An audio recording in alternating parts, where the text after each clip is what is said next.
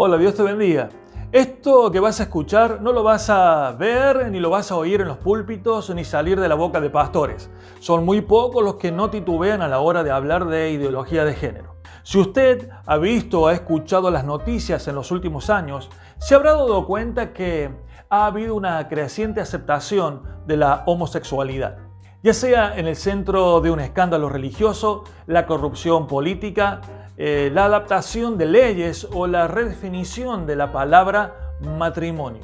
Los intereses del homosexualismo han llegado a caracterizar y arropar el mundo entero. Pero no cabe duda alguna que el movimiento del homosexualismo ha tenido un gran éxito. Pero tristemente, algunos líderes cristianos han titubeado a la hora de hablar al respecto. Esto no se escucha en las iglesias. Y cierto número de ellos han llegado a aceptar también este movimiento. Lo más triste es que cuando las iglesias se rehúsan a llamar al homosexualismo por lo que realmente es un pecado delante de Dios, y cuando llaman a lo bueno malo y a lo malo bueno, se olvidan que lo que está en juego son las almas de las personas. Pero hoy, en El Adorador que Dios Busca, estaremos hablando de este tema que ha arropado el mundo entero. Si hay amor, ¿Dios se opone a la unión homosexual? Se veía una niña de falta como una cajita de la realidad, que es muy importante. Son más vulnerables. ¿Cuál es la importancia y flexionarla a la Una marcado en su volumen. rechazarla, es señalar, hablar y La vida, mi amigo, es un lugar el cual no conocimos. Una aclaración para aquellos que no estén bien familiarizados con la Biblia, la palabra del Señor. No todos somos hijos de Dios. Solamente los que hemos aceptado a Cristo como nuestro Salvador. En la Biblia, en Juan, en el capítulo 1, del versículo 11 al 12, la Biblia dice: y a los suyos vino, y los suyos no le recibieron. Mas a todos los que le recibieron, a los que creen en su nombre, le dio potestad de ser hechos hijos de Dios. Muy respetuosamente, Dios ama a todos los pecadores, incluyendo a los homosexuales. Por eso Jesús vino, murió y resucitó para traer salvación. Por eso estamos haciendo este video, porque queremos el bien para todos. Y Dios tiene promesas valiosas para todo aquel que se arrepienta de sus pecados y acepte a Jesucristo como su Salvador personal. Pero Dios, mi amigo, mi amiga, tiene leyes y una moral santa y pura y no es negociable, por lo cual todos debemos regirnos por ella. El matrimonio entre personas del mismo sexo es fuerte la palabra, pero es una aberración delante de Dios. Es una blasfemia que viola las leyes de Dios. En Romanos capítulo 1, en el versículo 23 al 27, la Biblia dice: y cambiaron la gloria de Dios incorruptible en semejanza de imagen de hombre corruptible, de aves, de cuadrúpedos y de reptiles. Por lo cual también Dios los entregó a la inmundicia en las concupiscencias de sus corazones, de modo que deshonraron entre sí sus propios cuerpos, ya que cambiaron la verdad de Dios por la mentira, honrando y dando culto a las criaturas antes que al Creador, el cual es bendito por los siglos. Por esto Dios los entregó a pasiones vergonzosas, pues aún sus mujeres cambiaron el uso natural por el que es contra naturaleza. Y de igual modo, también los hombres, dejando el uso natural de la mujer, se encendieron en la lascivia unos con otros, cometiendo hechos vergonzosos, hombres con hombres, y recibiendo en sí mismo la retribución debida a su extravío. No existe autoridad alguna en la tierra que pueda cambiar o modificar la palabra de Dios. Para aquel que se atreva o intente hacerlo, encontramos terribles advertencias en la Biblia para ello.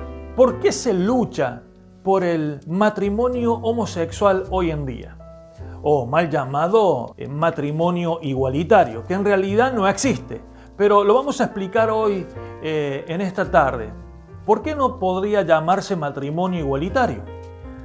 quiero dejar bien en claro y sin lugar a dudas que la Iglesia del Señor enseña que el respeto hacia las personas homosexuales no puede, en modo alguno, llevar a la aprobación del comportamiento homosexual ni a la legalización de las uniones homosexuales. El bien común exige que las leyes reconozcan, escuche bien, reconozcan, favorezcan y protejan la unión matrimonial como base de la familia, que es la célula primaria de toda sociedad. Reconocer legalmente las uniones homosexuales o equiparlas al matrimonio significa no solamente aprobar un comportamiento desviado y convertirlo en un modelo para la sociedad actual, sino también ofuscar valores que son fundamentales, que pertenecen al patrimonio común de toda la humanidad. La Iglesia no puede dejar de defender de ninguna manera tales valores,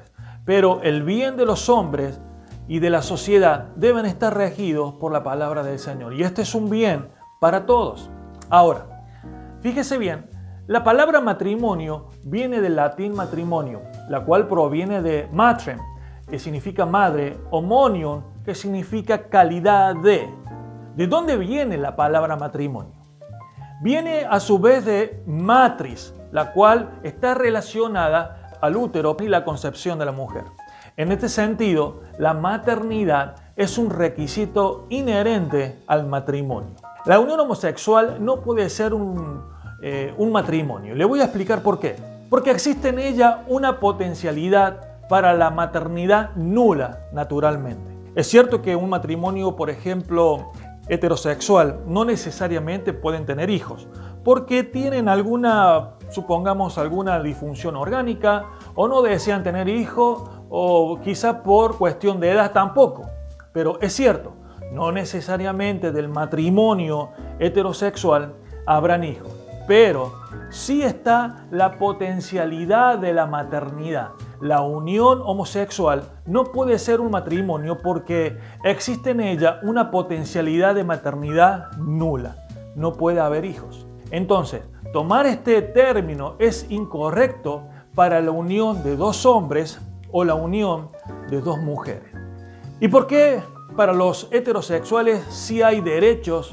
Y quizá usted se pregunte, pero ¿por qué el Estado tiene un interés tan real y práctico para legislar algo como eso? Bueno, en el favor al matrimonio heterosexual es porque es una institución de orden público. Del matrimonio proviene la prole entre un hombre y una mujer, que son criaturas indefensas y que solamente pueden estar a merced de los padres, del cuidado y de la protección de sus padres. El Estado sabe que esa es la futura generación de una comunidad, de una sociedad y política. Entonces, subsidiariamente protege a un niño en situación de desamparo, pero además le otorga a los cónyuges y a los padres derechos y obligaciones entre sí para ese cuidado de ese niño. Algunos objetarán que pensar de esta manera sería, wow, eso es discriminación, eso es homofobia. Bueno, puede que sea una discriminación, si quiere llamarlo así, está bien, pero es una discriminación justa. Y voy a darle 12 ejemplos para que podamos nosotros aclararle y usted salga de esa duda. Voy a darle 2 ejemplos simples. Para algunas personas la palabra homofobia significa una persona que odia a los homosexuales. Desde ya le decimos que la Iglesia del Señor, los cristianos no odiamos a los homosexuales. Pero están equivocados. La palabra homofobia proviene de 2 términos griegos, que significa homo, que significa hombre, y fobia, que significa rechazo. Ahora, cuando un transexual o travesti decidió ser mujer, siendo que era varón, él mismo ha rechazado por ende lo que la naturaleza misma le ha concedido, rebelándose a sí mismo contra ella, tomando una identidad que no es suya, que no le pertenece y no le es permitido tomar. Ha rechazado y odiado ese regalo tan maravilloso que Dios y la naturaleza le ha concedido, el regalo de ser hombre. En ese caso, yo no sería homofóbico, sino aquel que ha rechazado su identidad de hombre por la de mujer.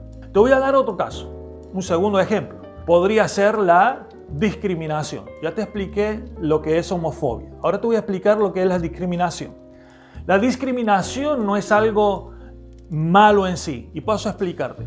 Por un motivo justo y que proteja a mi prójimo. Por ejemplo, un ciego le puede pedir al Estado una licencia de conducir.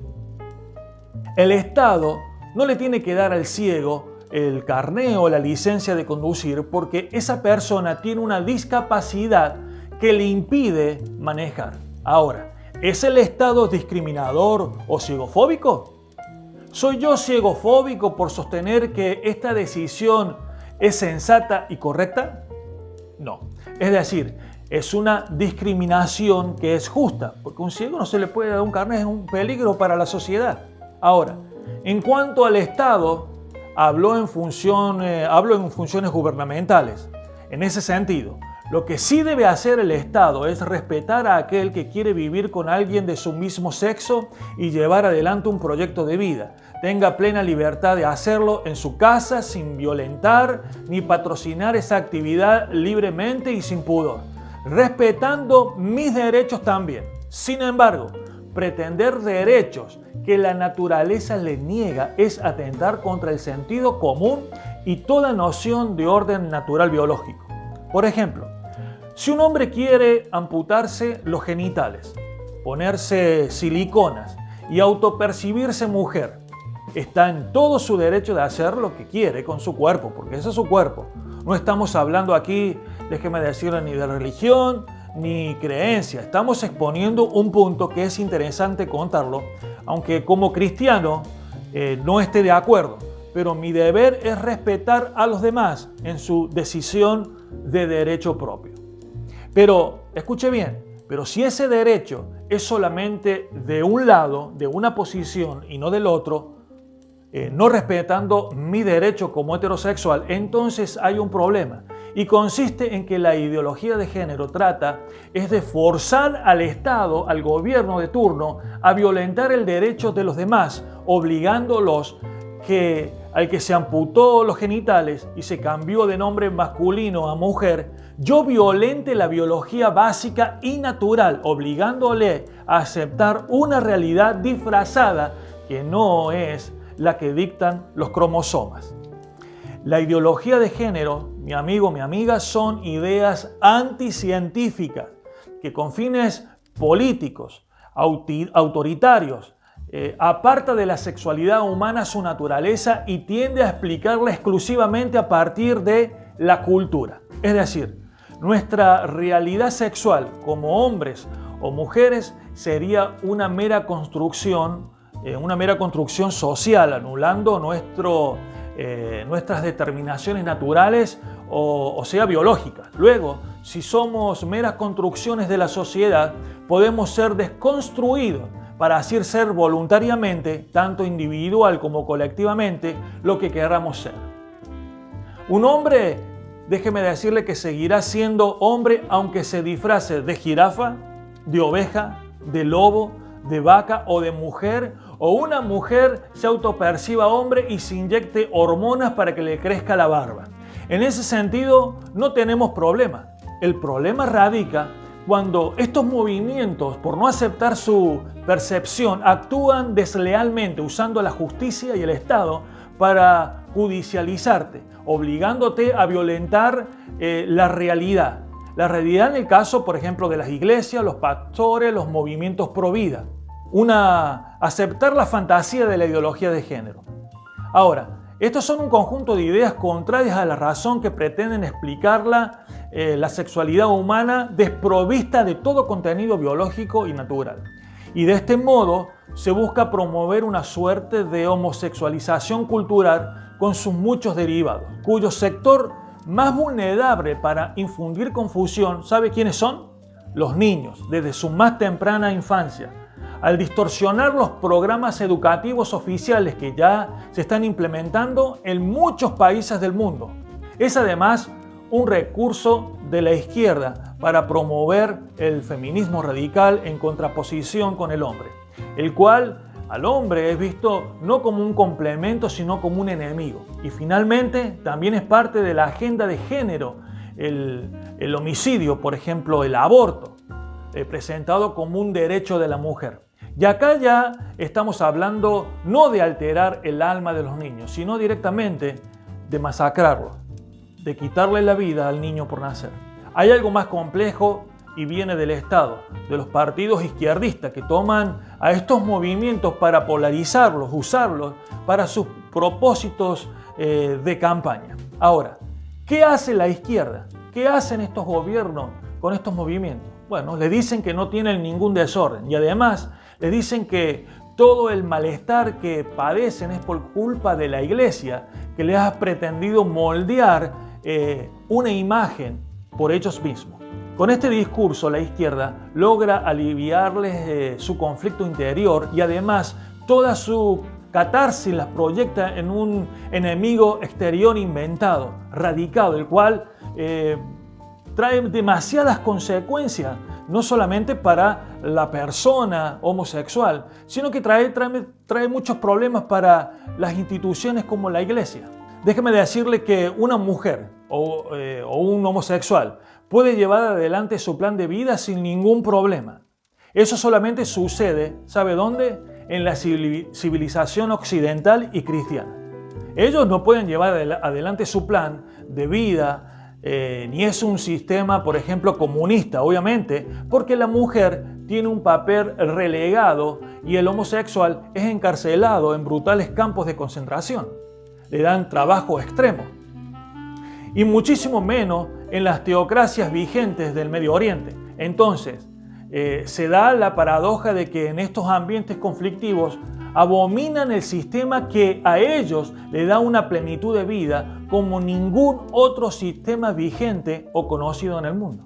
Pero la contradicción a esto es la de tener libertad, de poder atentar contra la iglesia, pero no contra una mezquita o una sede del Partido Comunista, sino es contra las iglesias cristianas.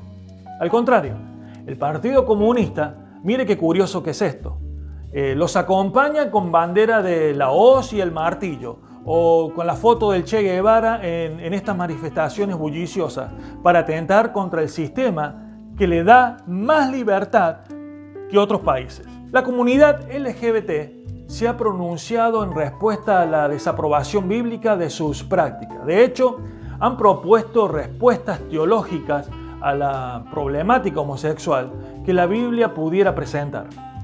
Básicamente sostienen que los textos que generalmente se usan como Génesis 19, Levíticos capítulo 18, el 20, Romanos capítulo 1, Primera de Corintios capítulo 6, no son aplicables ya que por lo general dicen que están relacionados a otros pecados y aspectos culturales, por lo que poco y nada podrían decir sobre la unión homosexual legítima y mucho menos condenarlas. Esto es lo que dicen ellos. Ahora, cuando este grupo entra en el terreno espiritual, donde quieren violentar las escrituras para su provecho de lujuria, tenemos un problema serio.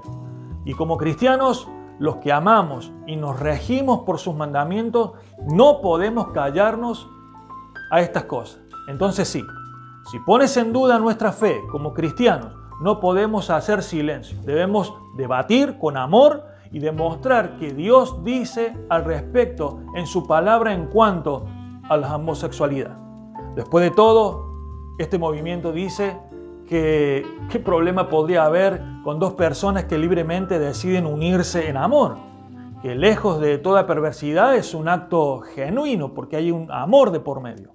¿Acaso Dios, siendo amor, no aprueba estos actos amorosos sinceros entre hombre y hombre y mujer?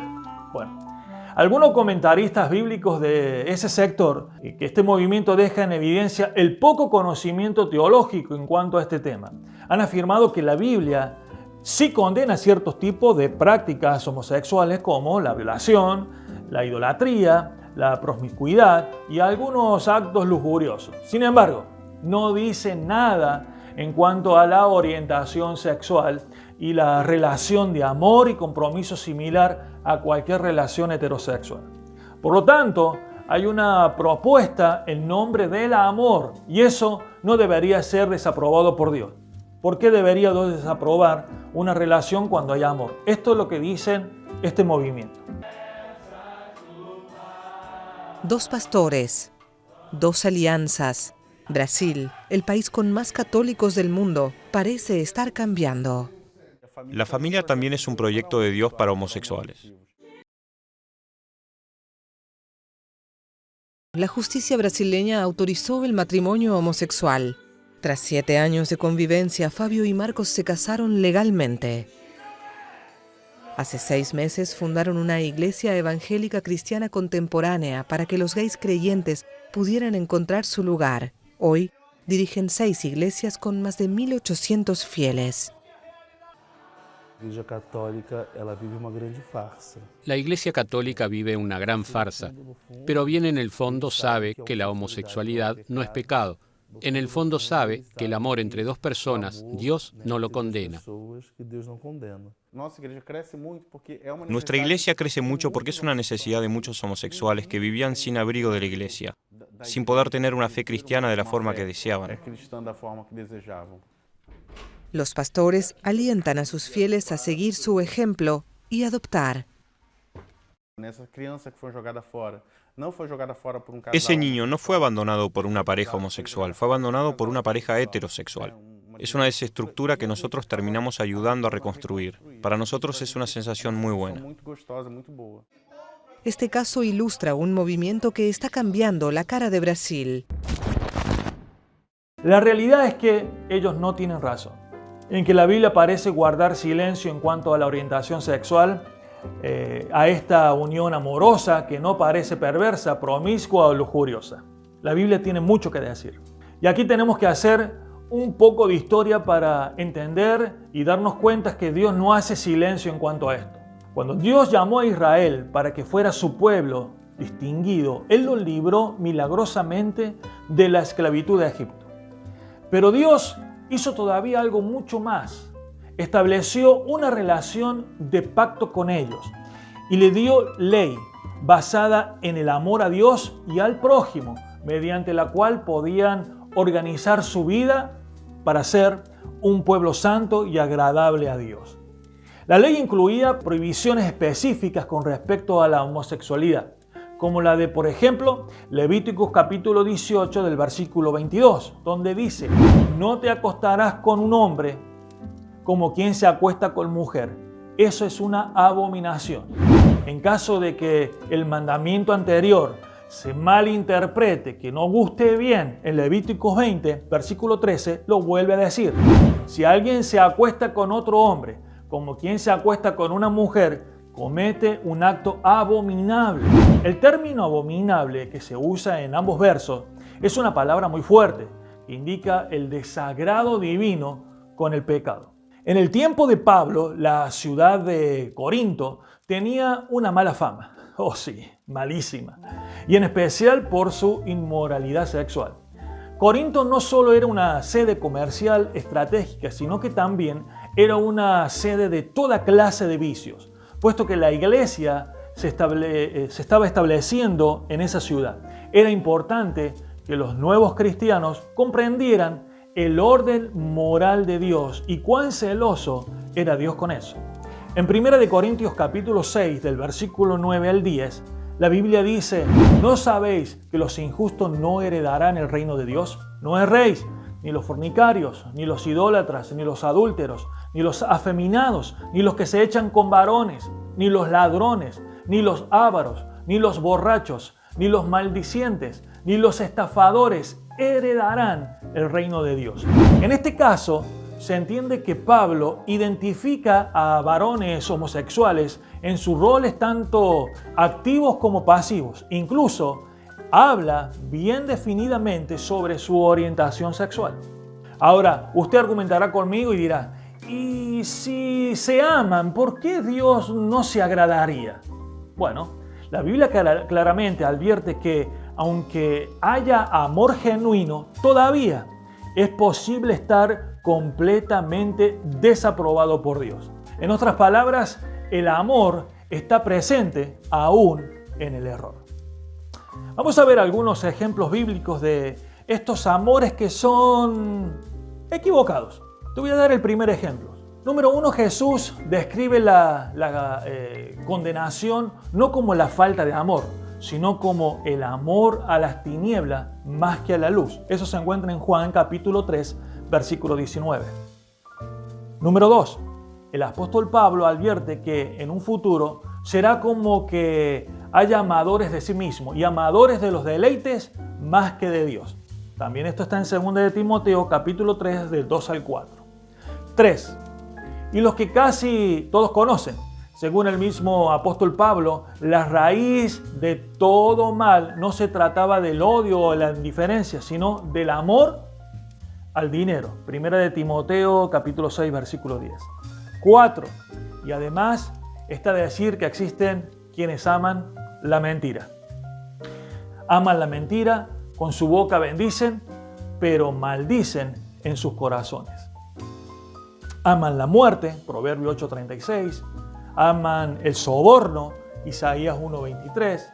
Aman la vanagloria, Lucas capítulo 9, versículo 46. Podríamos seguir así dándote muchos textos bíblicos. A la luz de la cosmovisión bíblica, el amor, por más genuino y sincero que sea, no está libre de error ni garantiza la aprobación de Dios. Por lo general, cuando estos sectores, estos movimientos proponen una aceptación divina, ya que Dios ama tal cual sea alguien, no parece tomar en cuenta una verdad bíblica fundamental de las Escrituras, y es el pecado. El mal del pecado no ha eliminado los atributos que Dios plasmó en el ser humano, que es a su imagen y semejanza, sea homosexual o no, sino que lo ha degradado y ha desviado para que sirvan al error. El hombre continuó amando, aunque equivocadamente. Así también continúa adorando, aunque ya no al Creador, como dice en Romanos capítulo 1, del versículo 16 al 32. La Biblia dice, porque la ira de Dios se revela desde el cielo contra toda impiedad e injusticia de los hombres, que detienen con injusticia la verdad. Porque lo que Dios se conoce le es manifiesto, pues Dios lo ha manifestado. Porque, dice la Biblia, porque las cosas invisibles de Él, su eterno poder y deidad, se hacen claramente visibles desde la creación del mundo, siendo entendidas por medio de las cosas hechas, de modo que no tienen excusa. En el versículo 21, la Biblia sigue diciendo, pues, habiendo conocido a Dios, no le glorificaron como a Dios, ni le dieron gracias, sino que se envanecieron en sus razonamientos, y su necio corazón fue entenebrecido. Versículo 22, profesando ser sabios, ¿sabe qué pasó? Se hicieron necios. Versículo 23, y cambiaron lo más precioso, cambiaron la gloria de Dios incorruptible en semejanza de imagen de hombre corruptible, de aves, de cuadrúpedos y de reptiles. Por lo cual, también Dios los entregó a la inmundicia en la concupiscencia de sus corazones, de modo que deshonraron entre sí sus propios cuerpos. Esto es un pasaje profundo, un pasaje tremendo. Pero el versículo 25 sigue hablando de cosas más profundas todavía. Dice, ya que cambiaron la verdad de Dios por la mentira, honrando y dando culto a las criaturas antes que al Creador, el cual es bendito por los siglos. Por esto Dios los entregó a pasiones vergonzosas, pues aún sus mujeres cambiaron el uso natural por el que es en contranaturaleza. Y en el versículo 27 dice, y de igual modo también los hombres, dejando el uso natural de la mujer, se encendieron en sus lascivias, unos con otros, cometiendo hechos vergonzosos, hombres con hombres y recibiendo en sí mismos la retribución debida a su extravío. El versículo 28 y el último pasaje bíblico. Y como ellos no aprobaron tener en cuenta a Dios, escuche bien, como ellos no aprobaron tener en cuenta a Dios, Dios los entregó a una mente reprobada para hacer cosas que no convienen, estando atestados de toda injusticia, fornicación, perversidad, avaricia, maldad, llenos de envidia, homicidio, contienda, engaños y malignidades, murmuradores, detractores, aborrecedores de Dios, injuriosos, soberbios, altivos, inventores de males, desobedientes a los padres, necios, desleales, sin afecto natural, implacables, sin misericordia, quienes, habiendo entendido el juicio de Dios, que los que practican tales cosas, escuche bien esto, y se lo digo con amor, la Biblia lo dice, los que practican tales cosas son dignos de muerte, no solo los que las hacen, sino que también se complacen con los que las practican. Y en este caso, la unión homosexual, aunque sea el nombre del amor, es una degradación de lo establecido por Dios. Aunque cierta comunidad cristiana homosexual desee comparar sus propuestas de unión con la unión heterosexual establecida por Dios, en Génesis, en el capítulo 2, siempre derribará sus esfuerzos por santificarlo. En Génesis capítulo 1 establece la igualdad de sexo y en Génesis capítulo 2 establece una unión completamente donde dos personas de dos sexos distintos se unen para ser compañeros sociales y sexuales. Solo ellos pueden ser una sola carne. En Génesis capítulo 2, en el versículo 24, la Biblia dice: por tanto dejará el hombre a su padre y a su madre y se unirá a su mujer y serán una sola carne. Jesús mismo lo vuelve a confirmar más adelante, muchos años más adelante, confirma este pasaje bíblico, sugiriendo que este tipo de unión pertenece al plano originalmente diseñado por Dios. Lo dice en Marcos capítulo 10, en el versículo 4 al 9. Pero al principio de la creación, varón y hembra, los hizo Dios. Por esto dejará el hombre a su padre y a su madre y se unirá a su mujer. Y los dos serán una sola carne. Así que no son ya más dos, sino que ahora son uno. Y en el versículo 9 dice: por tanto, lo que Dios juntó, no lo separe el hombre. Qué increíble, ¿verdad?